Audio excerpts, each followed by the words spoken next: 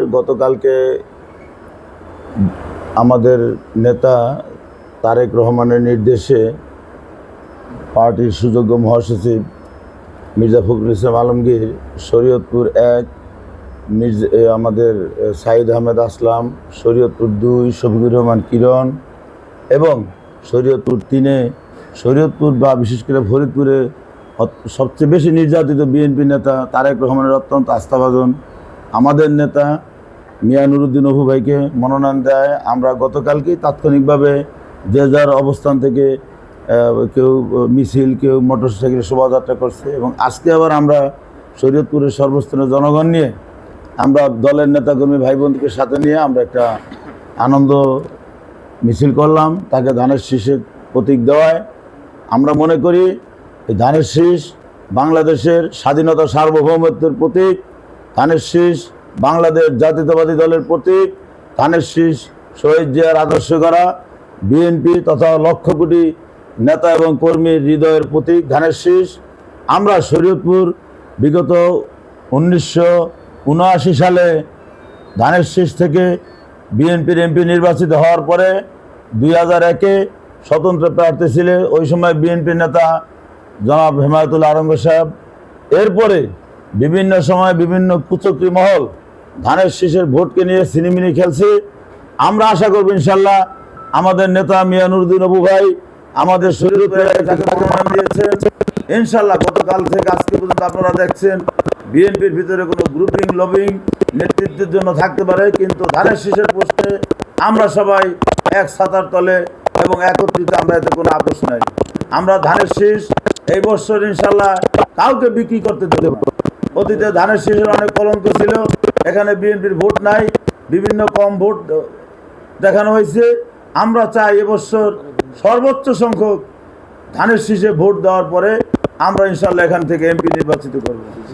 আজকে আপনারা জানেন বিগত দিনে আওয়ামী লীগ সরকার আমাদেরকে উপহার দিয়েছে সন্ত্রাস, উপহার দিয়েছে দুর্নীতি, উপহার দিয়েছে টাকা পাচার, উপহার দিয়েছে মিথ্যা মামলা এবং উপহার দিয়েছে আমাদের হত্যা, গুম, সন্ত্রাস এবং একটি বিদেশি রাষ্ট্রের সেবা দাসগিরি করা।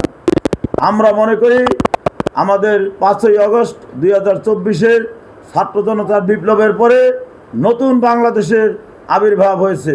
নতুন বাংলাদেশের তরুণ নেতৃত্ব সহ পুরাতন নেতৃত্ব মিলে আগামী দিনে তার দেশ নায়ক তারেক রহমানের নেতৃত্বে একটি সমৃদ্ধশালী, আত্মমর্যাদাশীল এবং স্বাধীন সার্বভৌম ন্যায়ভিত্তিক রাষ্ট্র ব্যবস্থা তার নেতৃত্বে কায়েম হবে ইনশাল্লাহ, আমরা আশা করি। সেই লক্ষ্যে আজকে আরেকটি কথা না বললেই নয়, শরীয়তপুরে আমাদের বিএনপিতে যারা আছেন সকলের প্রতি আমার আহ্বান থাকবে, আমাদের পালং জাজিরা থেকে সাইদ আসলাম ভাইকে নির্বাচিত করতে হলে আমাদের যারা আওয়ামী লীগের ভিতরে অন্যান্য দলের ভিতরে যারা কোনো খারাপ কাজ করে নাই, যারা ভালো কাজের সাথে জড়িত, যারা কারো কোনো ক্ষতি করে নাই, যারা কোনো হত্যা, গুম, সন্ত্রাস, অগ্নিসংযোগে জড়িত নাই, তাদের সমর্থন নিয়ে হলেও এই একে বিএনপির ঘাঁটি হিসেবে এটাকে পুনঃপ্রতিষ্ঠিত করতে হবে। কারণ পদ্মা সেতুর পরে এই শরীয়তপুরে ঢুকলেই মনে হয় যে আমরা আফ্রিকার জঙ্গল আছি।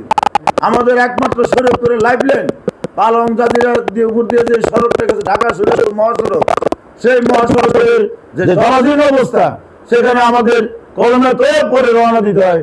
আমরা এই রাস্তা দিয়ে ঠিক মতো ঢাকা পৌঁছতে পারবো কি পারবো না, আবার এই রাস্তা দিয়ে আমরা বাড়িতে আসতে পারবো কি পারবো না।